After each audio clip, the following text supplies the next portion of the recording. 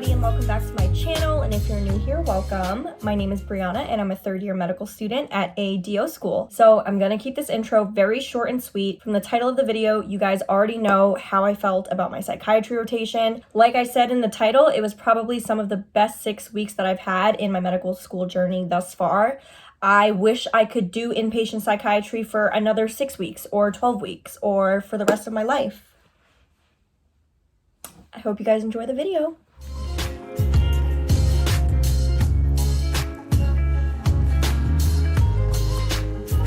I had a really tough day today. It's only my second day of psych and it was a really tough day. We had a new patient get admitted. She was diagnosed with bipolar disorder. She's currently manic. And since this was our first time meeting her, we gathered all of her history and she just shared so much of her trauma, so much of the abuse that she endured, and it was honestly just really devastating to listen to. She got admitted involuntarily. Sitting through that visit for an hour and listening to everything that she had experienced in her life was just really difficult to listen to. So then I head to my lunch break and I'm thinking, let me just watch a YouTube video while I eat my lunch so that I don't have to think about all of the terrible things I just listened to. But then the addiction medicine physician that I worked with reached out to me and told me that one of the patients I was working with during that rotation just died. And I don't know the exact details, but it's unlikely that it was a heart attack, if you know what I mean. And I just don't know what to do with that information. I don't know how to sit with it because I have so many questions that I know are never, ever, ever going to get answered. And during the last week of my rotation, that patient had actually gotten kicked out of the sober house because of multiple reasons. And I knew that once that happened, she was really going to struggle and there were going to be a lot of hardship. And there was a high probability that she would probably relapse. She wasn't going to have any support, but I didn't think this would happen. I didn't think she was going to die. Did anybody know what she was going through in those last few days? Was it an accident? Was it on purpose? What is her son going to do now because she left behind a young son? Did she have any support? Was she afraid in those last few days? She was found alone in the motel several days after she passed. So I can't even imagine what it must have been like for her those last few days. This is so sad. And I know that there was nothing more that I could have done for her, but it doesn't make it any less difficult, any less painful for me to know this because they just deserved better. And I'm just so sad that this happened.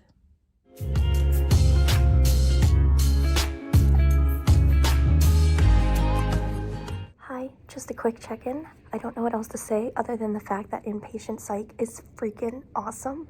I'm having so much fun and every day goes by so fast because it's just so much fun. I've seen some crazy things and I'm learning so much. Guys, I've literally had such a great last couple of days on the inpatient psych unit. There are so many interesting, intense patients and I wish I could tell you about them, but obviously can't violate HIPAA. But I feel like there are interesting things that I can tell you without, giving away any patient identifiers. So I think when I get home, I'm gonna give you guys an update on some of my more interesting patients because wow. Okay, let's talk. Let's catch up. The last time I talked to you guys was right after I'd found out that one of the patients from my addiction med rotation had passed away. And I've had a few days to process that and I'm okay, I guess. I'm fine. So I'm now on my second week of my inpatient psychiatry rotation and holy guacamole, guys. I feel like I'm gonna say this about every rotation. Maybe every rotation except for surgery because I have a feeling I'm going to just hate that one. But I love inpatient psych so much. It is so much fun. Every day goes by like this. 9 hours just goes by like that because it's so fun. It's so exciting. I took some notes about some patients because I just thought they were so interesting. I'm gonna refer to all of them as they, them, so I can protect their identity a little bit more. But we have this one patient who is just totally manic right now. And it was honestly phenomenal to see. And I learned so much just from the one interaction that I had with this patient because they were so manic that it was basically textbook manic. The type of way a boards question would present a manic patient, this is how this patient presented. You guys think I talk fast? When I'm telling you, this patient talked at 500 words per minute. It was absolutely nuts. They were talking so fast that I had to take a deep breath because I felt like this patient was not breathing. They just kept going and going and going and going. Flight of ideas, looseness of associations, talking and talking about things where they're not really connected. But then if you really pay attention, how did you get from point A to point Z? There's this little thread that just connects where their thought process are going. It's crazy. And this person is also just so on top of the world, very grandiose thinking. I could be a CEO, I could be a chef. If I wanted to make $1 billion, I could make it in like 2 months. You've been in school for like 20 years, kid? Yeah, I could probably complete that in like 3 because I'm a genius. I'm a genius. It was honestly phenomenal. It was so freaking cool, okay? And then I have another patient, also bipolar, but this patient, when I first met them, I didn't think they were bipolar at all. I didn't think they were manic at all. I felt like this person was just, very bright and very excited. And yeah, I guess they were talking kind of fast, but honestly, I feel like this person was talking at the same pace that I talk. So I really didn't get manic vibes from this person. But then the next day when I met them, I started to see the mania come out. This person was diagnosed with bipolar. They totally don't think they're manic at all. They think that the way they're acting is totally normal, totally appropriate. This is a natural response to what would happen if anybody was under stress, if anybody had PTSD. But to put it into context, this patient drove their car into a gate. And when we asked why they did that, they said, because I wanted freedom. I don't like feeling locked up. And I could have unlocked the gate, there's a little bicycle lock on it, but then I would have to type in the code and I didn't want to type in the code. So what did I do? I just drove through the gate. So I started to see a little bit of the mania there. This person, again, just adamantly denies that they are manic. Totally don't think they're bipolar. They think they are completely stable, that the symptoms that they're experiencing is just totally normal, and that any person would respond like this if they were stressed enough. So that has been so freaking interesting. And then holy guacamole, we had a new patient. I met this patient yesterday.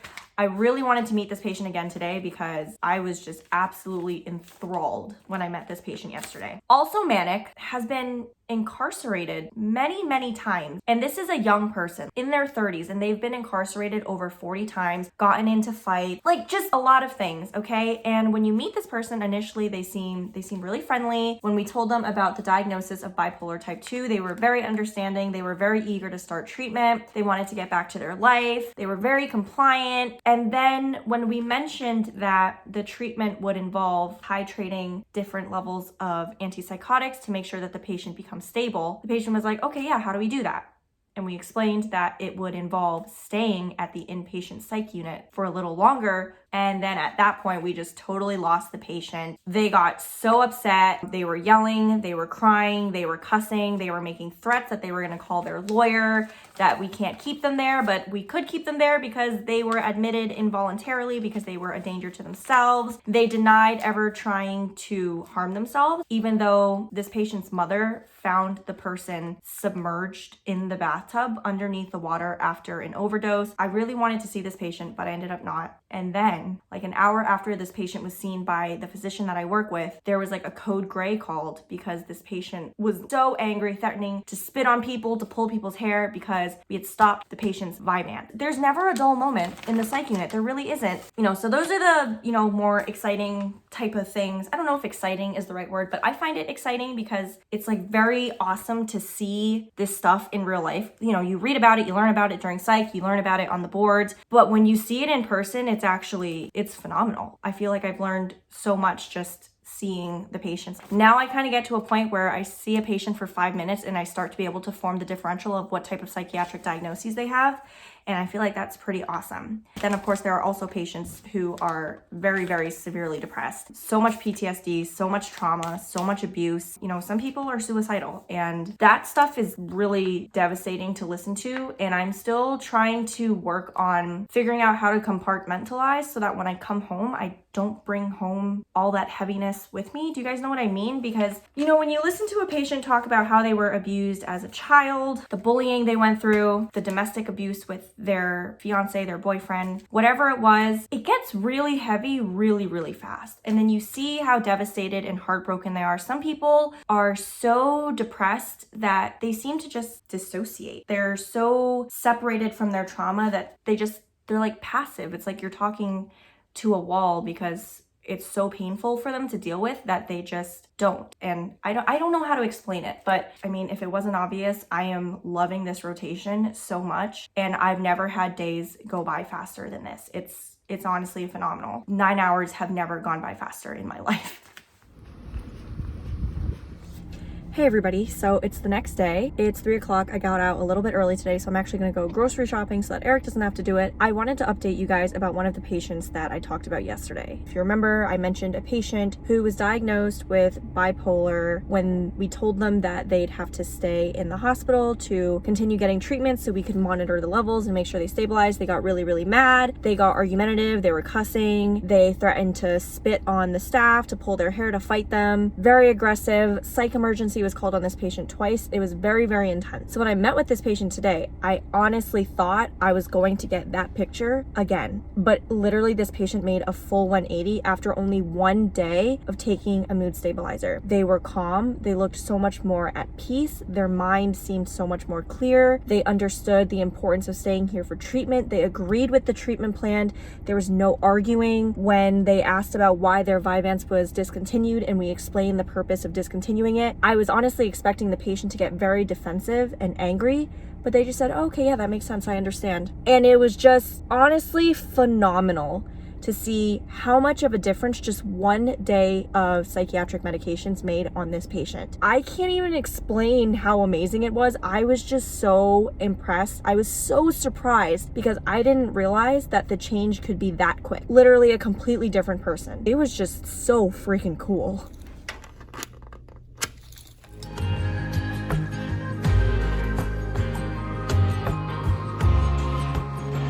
We just saw a COVID patient, so I've been wearing this for the last maybe like 40 minutes. I don't know how people wore this for like 9, 10, 12 hours a day during the initial COVID outbreak because this is like so hard to breathe in, and I'm pretty sure after wearing this for a while, I would get bruises here. So I don't know how people did this.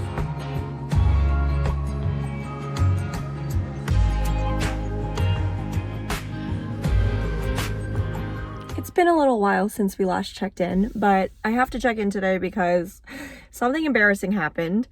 Like thinking about it now, I'm still so embarrassed. Okay, so today I went to shadow electroconvulsive therapy. It was my first time. First 2 patients that we had went great, nothing wrong. I helped set up and everything. It was easy peasy lemon squeezy. 3rd patient I helped set up, and then I was also helping to ventilate. And while we were in the room, I was wearing the PPE gown plus an N95 plus a surgical mask over it, and then a hairnet and gloves. And you know, I wasn't even ventilating the patient for that long. I would say like 4 minutes, but then my arms started to get like really heavy and achy and tired, and then I felt my face getting flushed. I started dry heaving. I felt nauseous. I was getting lightheaded, and then it felt like the room was spinning.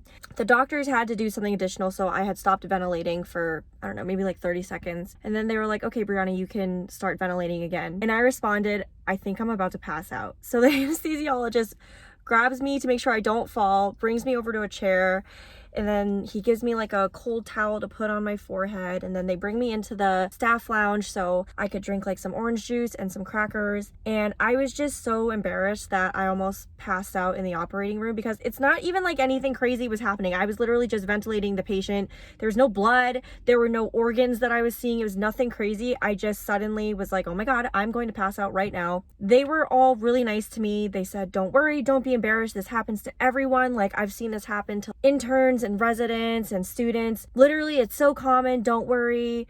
But they asked, did you eat breakfast today? And I said, no, I usually don't eat breakfast. My first meal is usually at noon because I don't really have much of an appetite in the morning. And they were like, well, now you know, for future reference, whenever you go into an OR, make sure you eat because you can like very quickly become hypoglycemic in that environment because 1, it's hot AF in those rooms and you're wearing all these layers, and if you don't eat beforehand, it's just a recipe for disaster. So I can't believe that happened. Whenever professors talked about like the student passing out in the OR the first time seeing blood, I was like, I don't think that would ever be me because I don't have any fear of blood. Like, I love seeing the organs and stuff. Like, that stuff doesn't freak me out. But I did almost pass out today, even without the sight of blood. So I am embarrassed, even though I know I shouldn't be. I know it's common, but I just can't believe that happened. Oh God, I can't believe it happened.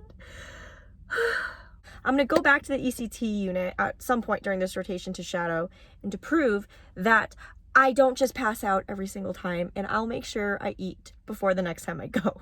So, unfortunately, I've missed the last 3 days of my psych rotation because I've been sick. I don't know with what. but I just know that I'm sick. I've been so lethargic and my throat's been bothering me and I'm super congested. I took a COVID test, it's negative, so it's not COVID, but I don't know like what's going on with me. Part of me is concerned that I have mono. I don't know how I would have gotten mono, but I'm concerned that I have mono because I've needed to sleep like 14 to 16 hours the last 3 days to even feel functional, and that's very concerning to me. I'm really bummed that I've missed the last 3 days of psych because I really love this psych rotation. Honestly, I thought about just pushing through and going anyway, even though I felt bad, but I had a feeling that if I did that, one, it would take me even longer to recover, and two, I didn't want to risk slowing down my attending if I wasn't at my best. It sucks. Since I'm sick and I'm home, I figured this would be like a really good time for me to just focus on doing practice questions, but I don't know if it's because I'm sick or if because I just really don't know the material, but the questions that I've done today are so freaking hard. I haven't scored above a 30%. I scored a 20, a 20, and a 30. Is it because I'm sick or is it because I'm dumb? I don't know. It's been raining every day for the last 3 days, and it's really done something to my mood, and I must say, if I didn't love psych as much as I did, and let's say, I don't know, maybe I was on my surgery rotation right now or something, I really think I'd be unwell. So good thing I love psych. Otherwise, I would not be okay right now.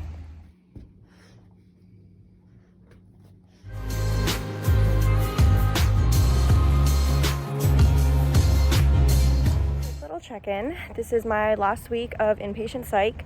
I actually only have 2 days left because it's Tuesday, and then I just have Wednesday and Thursday, and then on Friday I take my psychiatry COMAT, which I am low-key a little bit nervous about. I scored really well on the AMBOSS psych questions and the TrueLearn psych questions, which I'm still working on right now. I'm scoring like 85% and higher, but the reviews I've heard from other students is that the COMAT is nothing like the practice questions that you see on AMBOSS and TrueLearn, which concerns me. So I feel like I haven't done a little chit-chat during my car rides, so now would be a good time since, you know, my rotation is coming to an end and there are some things that I want to update you guys on. I told you guys a few weeks ago that I got to witness ECT, which was cool. However, I didn't actually get to follow up with those patients, so I couldn't really tell how much of a difference ECT actually made on these patients. But there has been a patient that I have been following ever since my first day here at the inpatient psych rotation. And this patient has been severely depressed the entire time, really unable to take care of themselves. They don't want to talk. They're in bed all the time. They never attend groups. They never go on walks. They barely eat. Their depression is so severe that they started having evidence of psychosis, and their anxiety was really, really bad. They were constantly trembling and shaking, and they were just flat.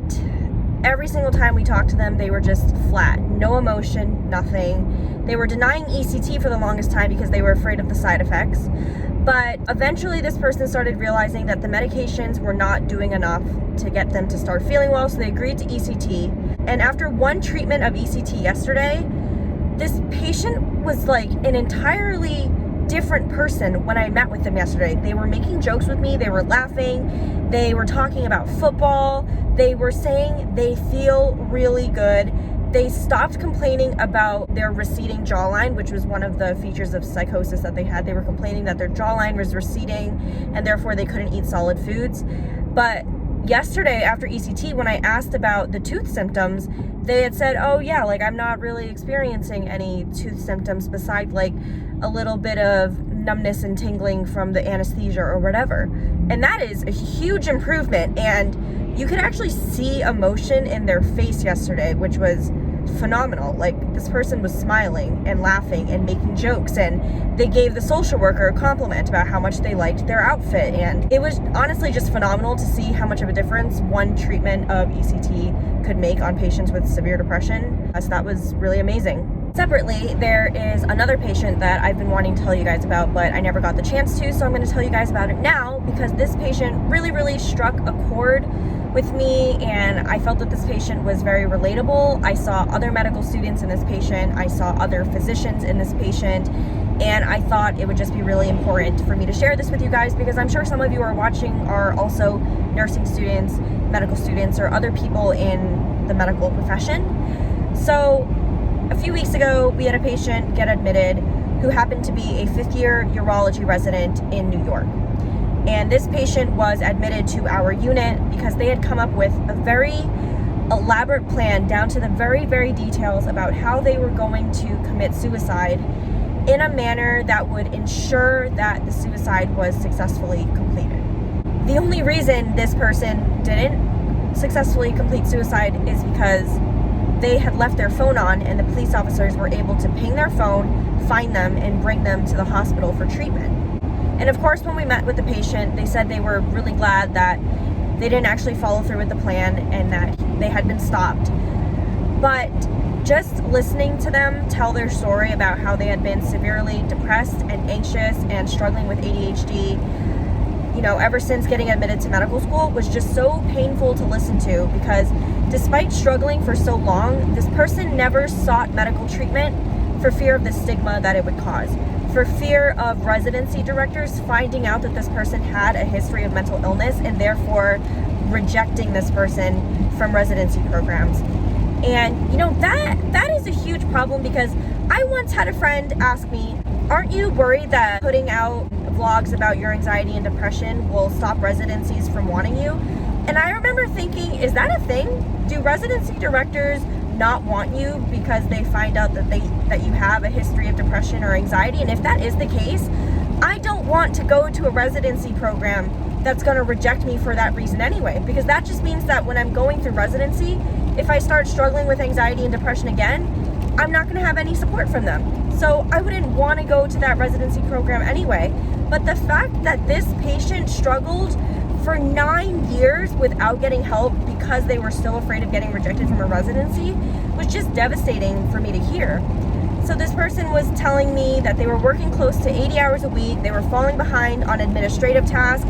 Writing notes every day just became such a difficult task.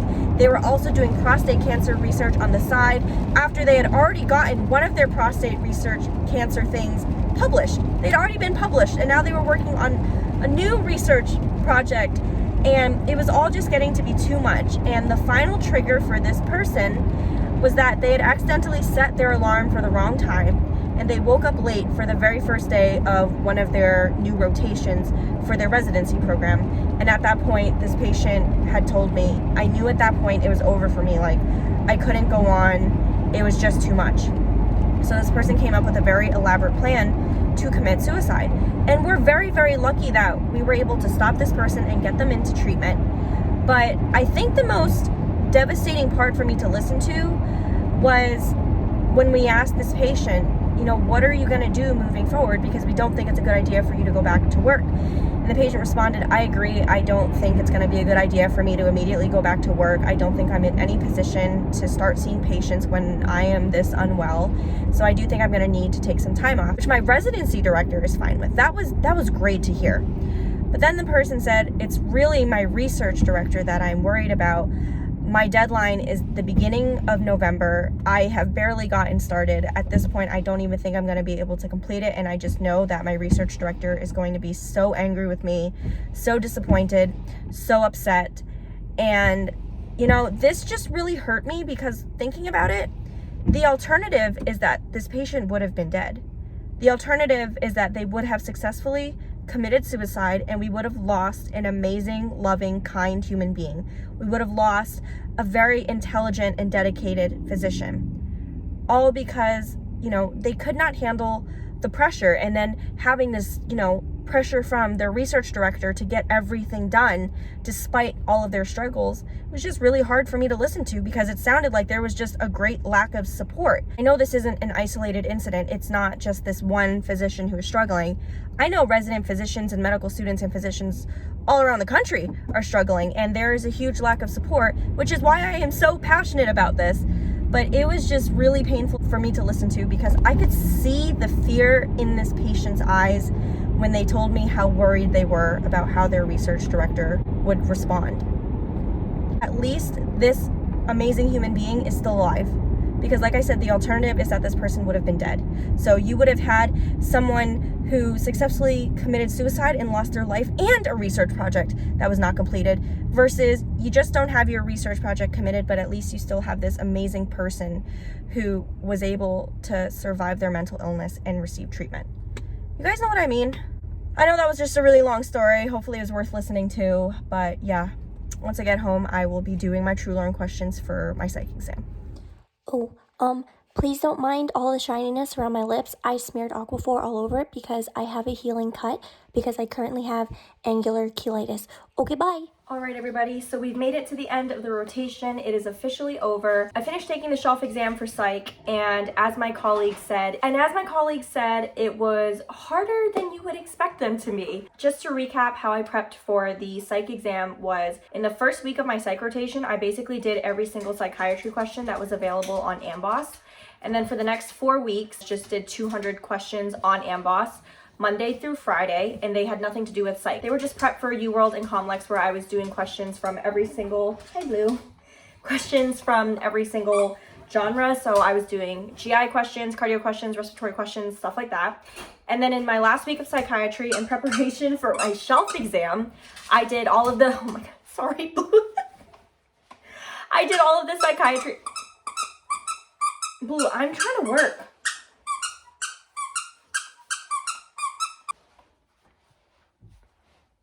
So in the last week of my psychiatry rotation, I basically did all of the questions on True Learn in preparation for the psychiatry COMAT. So COMAT had questions that True Learn and AMBOSS did not cover. Like, I just felt like they were weirdly worded questions, poorly worded questions, and some things that were just weird, like not covered in AMBOSS at all. So I don't really know how they made those questions, but they weren't in my learning resources. So it was weird that they showed up on the exam. But basically, all of the questions that were on True Learn, there were those types of questions on the psychiatry COMAT. So I'm actually really glad that I did all of the psychiatry True Learn questions because they ended up being really helpful for the exam.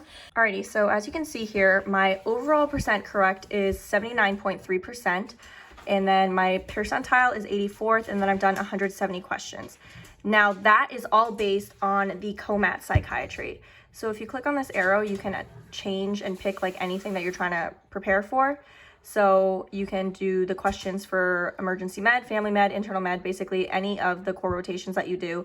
And then you have the option to do like all of the questions available for Comlex. So as you can see, that changed when I went from just psych to all of the Comlex questions that I've done, which is only 176. So basically I did 170 psych questions plus 6 other questions that were probably health maintenance related things. And I'm in the 94th percentile. So that's interesting. And I haven't done any USMLE ones, so you can see why that's not applicable here. But they do have USMLE questions on here. And then, psychiatry, and then this is surgery. I haven't done any surgery questions because I haven't had my surgery rotation yet. But basically, that's what the setup of this looks like. I'm gonna go back to psych. And then if I go to try to make a new test right now, I won't be able to make one because I have no questions left available. See? 0 questions left in patient presentation and physician task because, like I said, I did all of the psych questions in preparation for the COMAT. So that's just a little tidbit of what this looks like. But anyway, thank you guys so much for watching this video. I hope you guys liked it. I think it's very, very obvious that I love psychiatry with my whole heart. I enjoyed the last 6 weeks so freaking much. I'm definitely gonna miss it. Who knows? Who knows? I think I might be applying to a med psych residency because I loved internal medicine and I love psych, and I just want to be able to excel at both. Thank you guys so much for watching. I hope you liked this video, and if you did, make sure you like, comment, share, and subscribe, and I will see you guys in my next video. Bye!